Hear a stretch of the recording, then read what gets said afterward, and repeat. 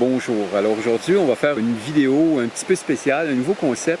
Ça va s'appeler mon show de chaise. Alors, comme vous pouvez voir, je suis assis sur une chaise et mon invité Alexis est assis sur une chaise. Et je vais interviewer Alexis. Donc le sujet d'aujourd'hui est un sujet passionnant, un sujet qui me tient beaucoup à cœur. Et puis, pourquoi Alexis est invité? C'est que Alexis, dans un premier temps, c'est quelqu'un qui est passionné de pêche à la mouche. C'est quelqu'un qui adore la pêche à la mouche depuis qu'il est tout petit. Il a commencé à la Maison des Jeunes avec nous autres à l'âge de 13 ans, 12 ans, 13 ans. Puis aujourd'hui, il continue. Il est rendu à 24, 23, presque 24. Presque 24, 23 ans et demi, on va dire. Puis il travaille, il est en stage en ce moment, puis il gagne des sous, fait qu'il s'est tout équipé. Il s'est même acheté un anneau de flottaison. Puis il aime aussi beaucoup le plein air, il aime la randonnée. Donc, il s'intéresse beaucoup aussi à la rando-pêche. D'ailleurs, c'est un de mes partenaires dans le cadre de nombreuses rando-pêches, dont aujourd'hui. On est sur le bord de la rivière Waro. On est venu à la pêche à la Chian. Et puis, on randonne pas mal. On fait plusieurs kilomètres. C'est pas une rando classique, mais quand même, on dort en forêt, puis on pêche, puis on a notre sac à dos en permanence. Donc, il aime ça, il adore ça, mais il est surtout invité à titre de nain-ingénieur. Parce qu'Alexis étudie en ce moment pour devenir ingénieur. D'ailleurs, il est en stage, il va nous en parler un peu plus tard chez Airbus. Exact. Et puis, dans ses projets, il a voulu, il a designé un moulinet. Modéliser un moulinet de pêche à la mouche. Il a réalisé un film sur la pêche à la mouche aussi. Dans le cadre de ton projet de secondaire, fin d'études de secondaire. Voilà. Mais c'est surtout que depuis, ça fait combien de temps? Ça fait 4 ans que tu étudies en ingénierie?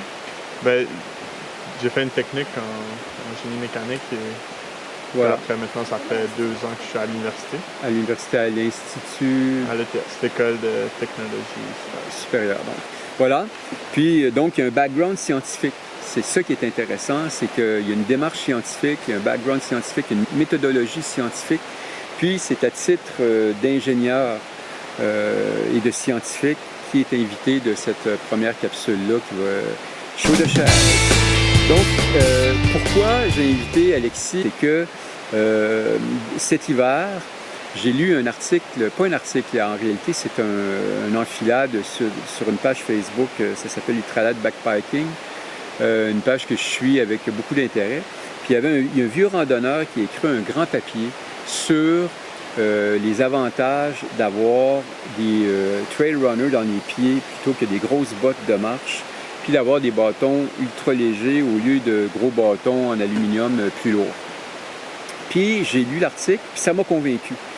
Le gars parlait de poids, parlait de tonnes, en tout cas. Ça m'a parlé, puis j'ai compris le principe de base qui est que plus c'est léger, mieux c'est.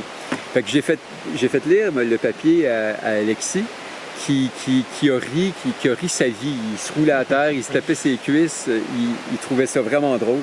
Parce que naturellement, c'est pas très scientifique comme démarche. Alors Alexis, explique-nous pourquoi tu as tellement ri quand tu as lu ce papier-là. Donc Marie, quand tu m'as passé cet article, on va mettre le lien dans la description en bas. Voilà. Mais vous verrez, sa démonstration tient d'une formule qui prend en fait le nombre de poids fois le poids que tu soulèves, puis tu arrives avec un nombre gigantesque que pendant une journée de marche, ça veut dire avec des bottes, avec des souliers comparé à des bottes, tu soulèves 1,5 tonnes de moins. Fait que Tu te rappelles exactement, c'est 1,5 tonnes? C'était quelque chose du même. Moi, je me rappelle, c'était des tonnes, c'était très impressionnant. Là, ça me parlait, en tout cas. C'était en tonnes, puis comme j'ai vu que tu étais impressionné du chiffre, tu m'en as même parlé, tu m'as dit check combien tu sauves. Puis quand j'ai lu la démonstration, si on veut, ça m'a frappé à quel point c'était un peu c'était ridicule comme formule. Puis parce qu'il y a plusieurs concepts. Mais l'idée était bonne. L'idée était bonne, mais le chiffre au final, c'est un chiffre pour impressionner les gens. Pourquoi c'est juste du flafla, si on veut, cette démonstration, c'est que quand on marche, quand on fait de la randonnée, Le corps dépense de l'énergie.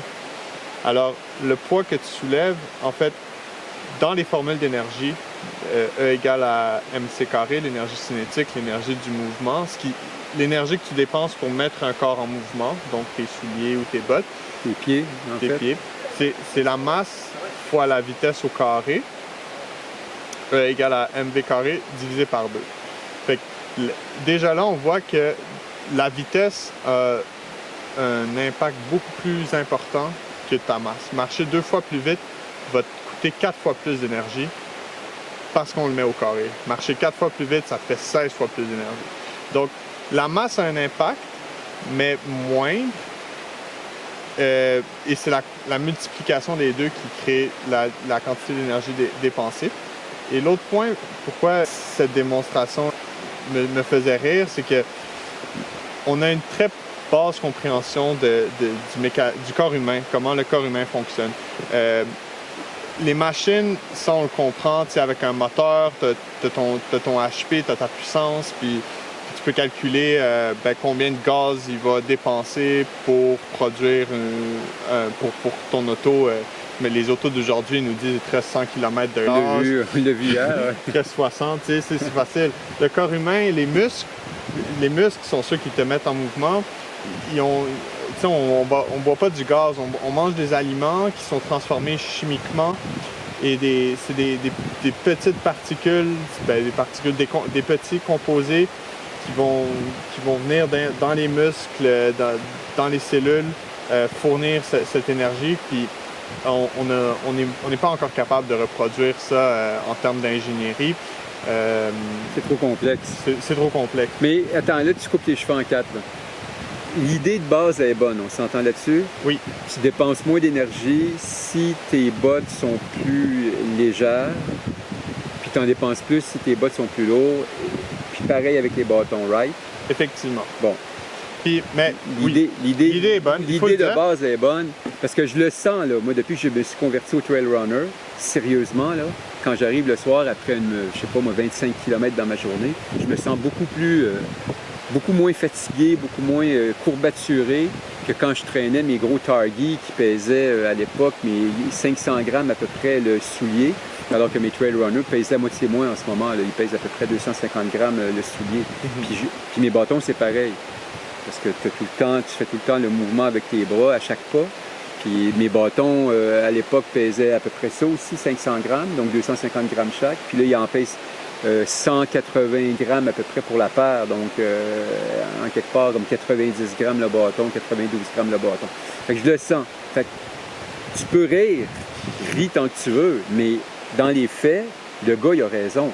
La démonstration est peut-être caïn-caïn, mais à la base, si tu avais une formule où tu pouvais me dire tu sauves tant d'énergie en réduisant le poids de X, Y, Z, tu arriverais à peu près au même résultat que lui, sauf que ça serait plus scientifiquement raisonnable. Bien, tu peux la difficulté, c'est de quantifier l'énergie, parce que calculer l'énergie théorique qui serait nécessaire pour faire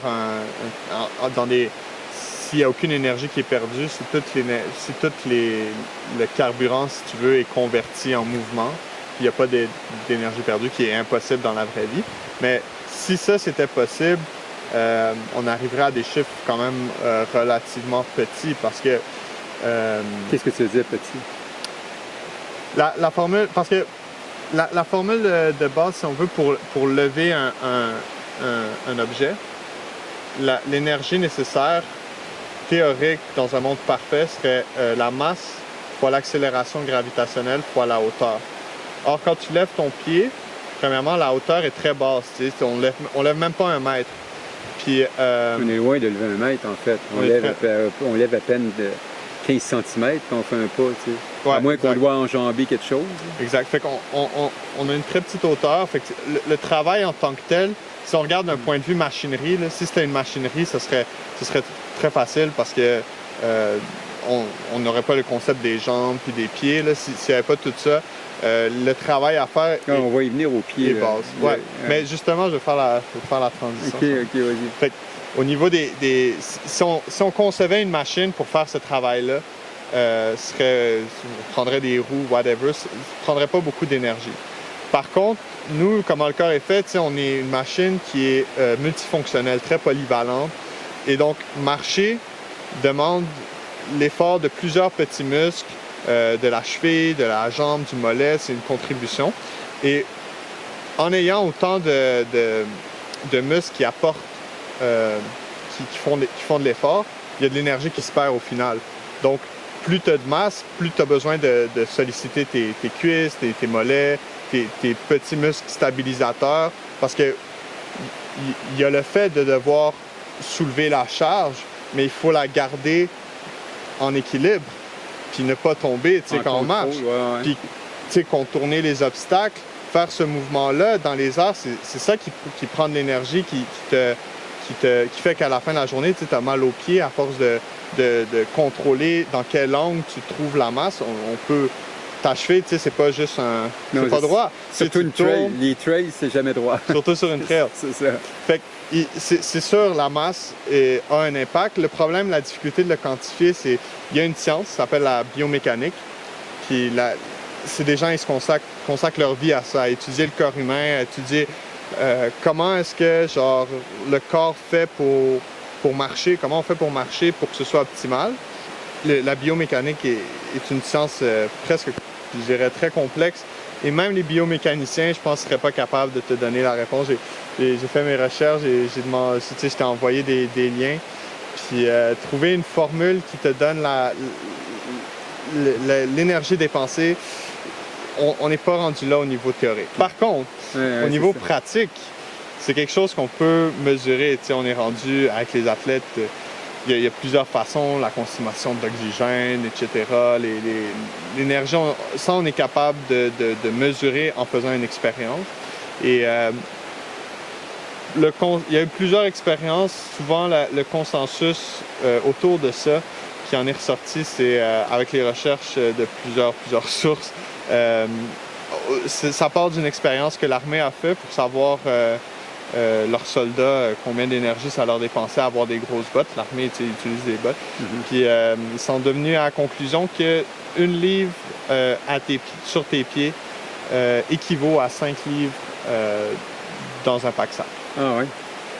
OK. Puis ça veut dire que si tes souliers pèsent 1 livre, 1 livre qui est 400 quelques grammes. Là, 454. Fait que, puis mes Target avant pesaient 450 quelques grammes du soulier. Donc ça veut dire que c'est comme si j'avais 10 livres de plus dans mon pack-sac. Comparé à si tu étais nu-pied, par exemple. Ouais, nu-pied. Puis avec mes nouveaux Trail Runners, c'est comme si j'avais seulement 5 livres de plus dans mes pack-sacs. Ouais. OK. Ben tu vois que sans pouvoir de me donner de chiffres, à cause de la biomécanique, comme tu dis, il y a quand même un chiffre qui existe, qui est un chiffre de base, si tu veux. Une règle du pouce, si on veut, qui donne une estimation fiable dans la mesure du possible. Mais c'est énorme. C'est énorme. 10 livres sur le dos. Quand, mettons que tu as 30 livres sur le dos, puis tu pars, puis en réalité, à la fin de la journée, tu as 40 livres sur le dos, ça fait une sacrée différence pour le randonneur. Puis tu sais, les randonneurs qui se disent ultralight, qui ont 10 livres ou moins sur le dos, mais qui ont des souliers, des bottes de marche. Parce que moi, mes Target pesaient 500 grammes chaque. Mais tu prends une botte de montagne normale en cuir, ça peut peser jusqu'à 1000 grammes le soulier. Là. Ça peut peser, c'est pesant. Là. Ça, c'est des grosses semelles, c'est tout en cuir. Il y a du Gore-Tex souvent ou une membrane XYZ là, pour la rendre imperméable. Donc, ça fait Donc, c'est énorme comme différence. Donc, c'est vrai, le gars, oui, avec sa démonstration de tonnes que tu levais, c'était ridicule sur le plan scientifique, mais c'était quand même, il y avait quand même en arrière de ça une vérité. Effectivement, tout à fait. Puis le mythe, on revient aux bottes, là. Le mythe, là, que la botte te protège mieux la cheville, là, ben, le mythe, on sait que c'est un mythe parce que tu m'as envoyé plein de documents, là, mais explique-nous que c'est un mythe, justement. Explique-nous en quoi un trail runner est pas pire qu'une botte pour te protéger les pieds et la cheville. Parce que c'est un mythe, ça. Hein? Tout le monde pense... Non, mais c'est important de le dire. Tout le monde pense que quand on porte des bottes, on a le pied mieux protégé, la cheville mieux protégée. Donc, quand on a une lourde charge, c'est mieux d'avoir des bottes. Vas-y. Donc, souvent, le mythe vient du fait qu'on pense que tu as moins de chances de te tordre la cheville si tu as une botte ou un soulier avec un haut qui arrive en haut de la cheville. Puis selon plusieurs recherches, au final, la conclusion, c'est que le support autour de la cheville, ça n'aura pas un impact assez rapide dans le cas que tu te tordes la cheville pour t'empêcher de casser un ligament ou de te casser la cheville. Ça n'arrive pas assez vite. Le temps que la botte, si on veut, s'étire puis te rattrape la cheville, le dommage est fait. Donc, à la base, c'est pas vrai. C'est pas vrai que c'est un mythe. C'est une impression, c'est juste une idée reçue, mais qui a été testée dans des expériences et qui a donné que ce n'était pas... C'est faux. Puis je vais aller plus loin que ça, parce que dans l'étude que tu m'as envoyée, c'est le fun de savoir que ce qu'ils prônent, ce que ces scientifiques-là prônent, d'abord et avant tout, c'est le bandage. Mais ils disent que le bandage, au fur et à mesure que la journée avance, ça tient pas. Puis ils disent qu'un bas en néoprène, ça m'a vraiment... un bas en néoprène ou un bas de compression fait un meilleur travail qu'une botte. Ça veut dire que si on se mettait un bas de compression dans des trail runners, on aurait encore plus de protection que si on avait des bottes qui pèsent une tonne, right? Ultimement, la meilleure protection, c'est de s'entraîner la cheville. Voilà. Le corps humain est fait pour s'améliorer et s'optimiser en fonction de ce que tu lui donnes comme job à faire. Donc, si tu marches jamais, mettons, tu restes assis tout le temps puis tu t'en vas dans le bois à un moment donné, la probabilité que tu te blesses sont beaucoup plus élevées comparé à quelqu'un qui est habitué de faire ça. Fait que, peu importe si tu prends des bottes ou des souliers, ultimement, au fil du temps, ton pied va s'habituer à ça, tu vas t'habituer à transporter cette charge. Mais il faudrait même que tu ailles plus loin. Si tu veux vraiment prévenir les blessures, c'est de faire des exercices spécifiques pour la cheville. Dans tous les sports, tu vois les athlètes, avant d'aller, ils s'entraînent au gym tout le temps. Ils se préparent, ils font tout le temps des étirements. La mobilité est souvent mise de côté, mais à force d'entraîner ton muscle ou tes poids, de faire des mouvements, tu gagnes en flexibilité, puis tu as de la marge de manœuvre pour prévenir les blessures. Tu sais, ta cheville, ultimement, peut tordre plus sans se casser que quelqu'un parce que c'est le corps...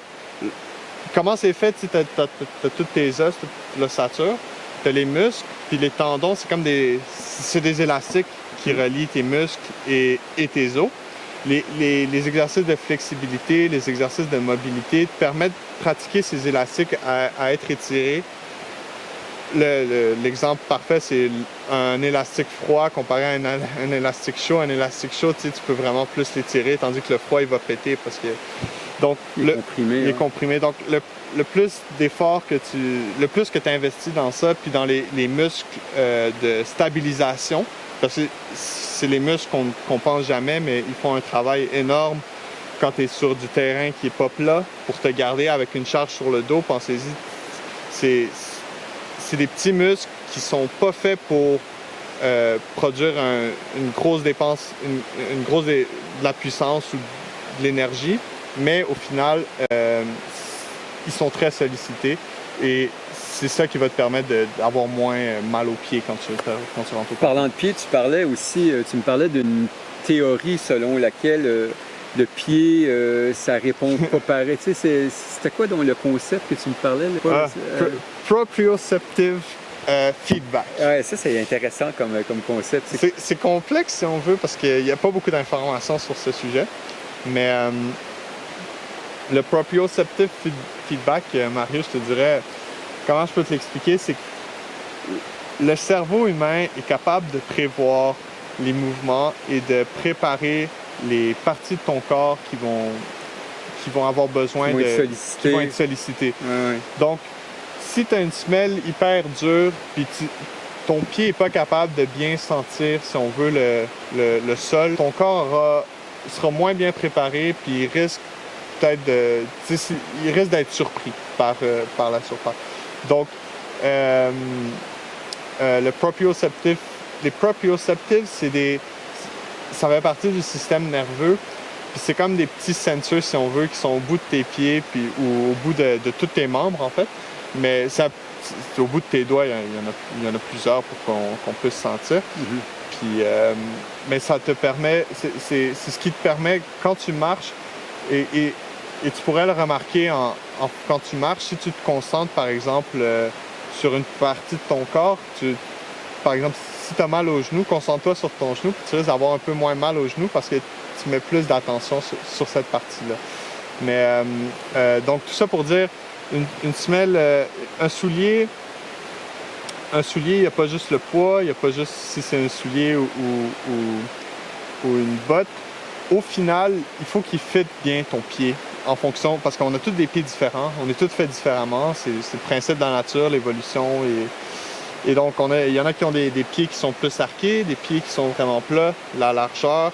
Fait que si ton pied, au final, tu te forces pour rentrer ton pied dans ta botte ou dans ton soulier, puis tu t'en vas marcher, puis l'aspect, tout cet aspect, tu coupes beaucoup au niveau des inputs que ton pied te donne à ton cerveau, puis au final, c'est là que tu fais des blessures, puis tu as mal aux pieds.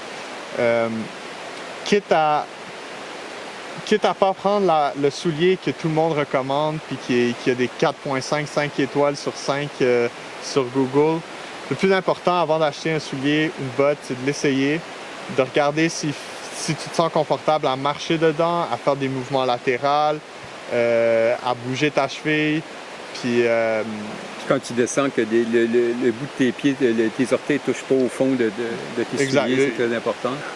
À la lumière de tout ça, là, toi, tu achèterais quoi en tant que scientifique maintenant? Pour faire du hiking, on s'entend. Définitivement des souliers. Je veux dire... des souliers des running shoes? Non, des souliers d'hiking. Parce que... OK, tu n'achèterais pas des trail runners?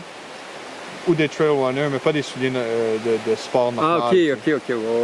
Pas des running shoes. Parce que les trail runners, c'est des running shoes, mais avec des semelles de hiking, des semelles qui ont beaucoup de mordants. Le midsole, c'est une semelle pour te protéger des roches ou des racines, en tout cas des aspérités. Donc, c'est comme des bottes de marche, mais avec un body, si tu veux, de running shoe.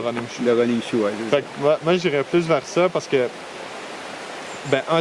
comme tu le dis, tu as beaucoup d'avantages, beaucoup de ressemblances, si tu veux, au niveau de ce que la botte apporte. Tu sais, la semelle, tu as besoin de grippe, etc. Et aussi, l'autre affaire, c'est que j'aime, puis je pense que les recherches le démontrent, en fait, ayant la structure du soulier marie un peu, genre, ton pied, si tu veux. Fait que t'as une meilleure...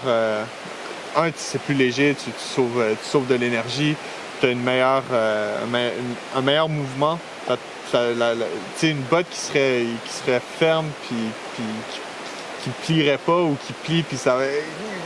Tu sais, ça...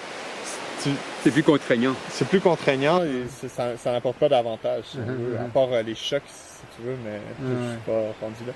Fait que je pense que définitivement, c'est le meilleur compromis en termes Ton affaire de response, là, de cognitive, je sais pas trop, là, ton concept, là... Ben, c'est faux... Comment ça s'appelle encore?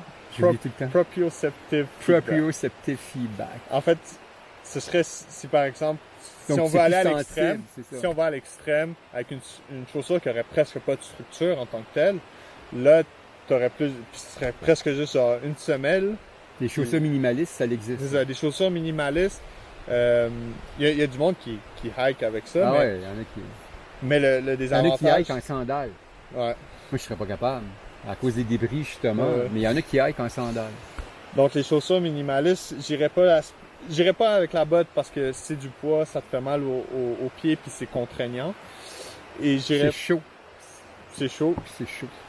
Et j'irais pas avec les chaussures minimalistes, même si tu sauves du poids, justement parce que c'est plus... en fait, ça prend de l'habitude, si on veut. Si tu envisages acheter des chaussures minimalistes, c'est presque il faut que tu apprennes à marcher avec parce que y a pas la chaussure n'ayant pas de structure, c'est presque juste une semelle et t'as pas ce feedback qu'on parle. T'as pas un mouvement. La chaussure n'aide pas au mouvement naturel, si on veut. Donc, je Puis une pense que... semelle, il faut s'entendre. Là. Un semblant de semelle, c'est mince. Là. Les chaussures d'approche qu'ils appellent, là, c'est vraiment, c'est rien. Là, Donc, je pense que c'est le meilleur compromis pour marcher, dans les trails de nos jours, ils vont pas trop les abîmer, tu sais. Surtout ici. Ici, il n'y a pas de danger. Non. Les trails, si tu avais fait le sentier de la Matawini avec moi, là, tu peux me gagner une paire de souliers. Sérieusement. Là. D'ailleurs, j'en ai fini une. C'est un des avantages à penser aux trail runners, c'est n'importe quelle chaussure, si on veut, même si tu vas c'est que ça se magane plus rapidement. Ouais, c'est clair. C'est logique, c'est léger. Comprenable. Ouais, c'est ça, exact. Fait que ça, c'est le compromis que tu fais naturellement avec... mais là, j'ai acheté les Lone Peak qui sont recommandés, comme tu dis, 4.5 à 5 étoiles sur Google puis dans le monde du hiking. Fait que j'ai hâte de voir au niveau de la résistance, mais j'avais acheté une paire de... puis c'est des Flight de North Face. J'ai fait 200 km avec, puis il commençait à s'effilocher. Là. Fait que j'ai hâte de voir les Lone Peak. Puis 200 km heavy metal, comme je te dis, le sentier de la Matawini, puis le sentier national de la Mauricie. Donc là, à ce moment-là, ça l'a pas fait la job. Mais on va voir avec les Lone Peak. Mais ça veut dire, en fait, que suite à tout ça, que le bonhomme, avec sa démonstration de tonnes, il a réussi quand même à te convaincre que ça vaut la peine d'avoir des trail runners versus des souliers beaucoup plus pesants, beaucoup plus lourds, beaucoup plus contraignants. En effet. Ouais. Okay. Mais par contre, au niveau des bâtons de marche, oui, on peut en parler. Tu sais, lui, il recommandait, tu sais, c'est le même principe que pour les pieds. C'est pareil. C'est la même chose. Oui, parce que tu es en mouvement comme ça. T'sais. Puis peut-être un point à mettre en lumière, c'est les pieds et les mains étant aux extrémités. Il faut toujours, en mécanique, si on veut, quand on regarde les forces et l'effort, par exemple, quand vous tournez une porte, c'est toujours plus facile à l'extrémité de la porte par rapport au point de pivot. Mm-hmm. Mais nous, c'est l'inverse, c'est une résistance au point de pivot. On veut pas que tu veux contrôler ton mouvement. Donc, les masques qui sont aux extrémités sont plus difficiles sont plus lourds. Si on veut, sont plus lourds que leur poids, que si tu l'avais proche du point de pivot. Donc, la main est à l'extrémité de l'épaule, ton pied est à l'extrémité de la hanche. Fait que la théorie derrière pourquoi le 5 pour 1 vient probablement de ça, de l'effet de levier que ça prend pour tourner ou pour lever ton pied.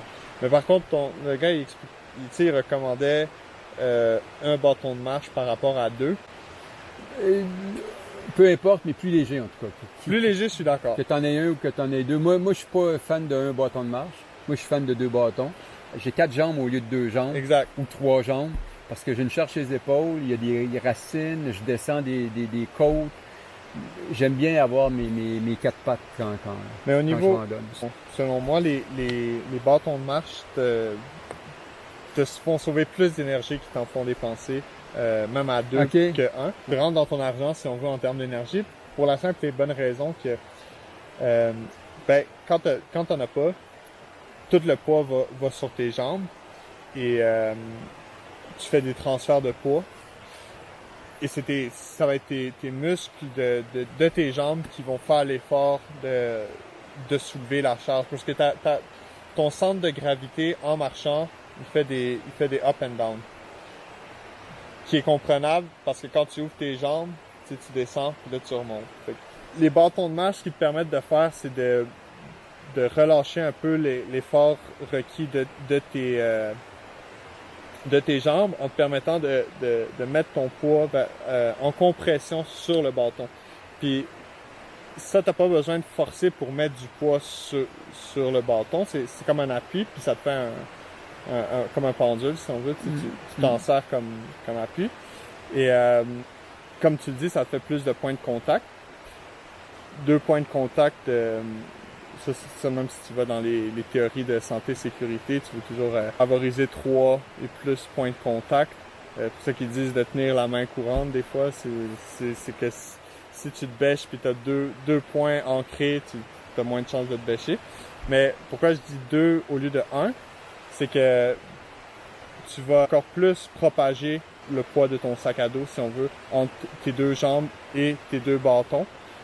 Fait qu'au final, tu vas forcer moins. La compression, t'as rien à faire pour comprimer. T'as juste à mettre ton poids naturel, dessus. c'est C'est ça. naturel. Donc, c'est win-win. Y a pas de, je pense pas qu'il y ait un débat sur Les bâtons. sur les bâtons. Il y a un débat sur les bâtons, puis tu l'éclaires un peu parce qu'il y a beaucoup de personnes qui randonnent sans bâton, qui veulent rien savoir de ça, qui disent que c'est inutile, qui disent que c'est boring, plus souvent qu'autrement c'est plié puis c'est dans le sac, ils s'en servent pas. Tu vois, avec ce que tu viens de dire, qui est une démonstration scientifique de la chose, parce que moi je le sens. Je le sens, mais je suis pas capable de l'expliquer comme tu l'expliques. Un truc qu'on on oublie le aussi, sent, c'est ça. que ton sac à dos sur ton dos, il y a tes muscles du dos, qui est très le dos aussi est très complexe en termes de musculature, mais qui force. Puis en ayant la possibilité justement de mettre du poids sur le bâton, si on veut, ton dos peut, ta masse, ton dos a pas besoin de retenir le poids, de tomber vers l'avant, si on veut. Fait que Ça l'aide à la stabiliser la masse du pack-sac. exact. D'habitude, c'est tes muscles du dos qui forcent. Regarde, on n'a pas de bâton là en fin de semaine, là, on marche pas de bâton parce qu'on a notre canne, puis je le sens là, sur le dos que c'est différent. C'est tout le dos qui prend pour rester stable, c'est le dos qui fait tout. Alors qu'avec mes bâtons, je pouvais piquer puis ramener la masse, puis tu sais, ça l'aide beaucoup là. En ayant les bâtons, ça te fait que tu es stable par défaut. Puis en ayant 2 bâtons, ça te stabilise encore plus puisque tu peux en garder un planté pendant que tu déplantes l'autre et que tu déplantes ton pied. Fait que tu as 2 points d'appui, comme on dit, toujours garder 2 points d'appui. Tu peux garder 2 points d'appui ancrés pendant ton mouvement. Ce que tu peux pas faire sans bâton. Sans bâton, tu mets tout le poids sur une jambe. Puis quand tout ton poids est sur une jambe, ça veut dire pense à tout ton poids corporel, tout ton poids de ton dos.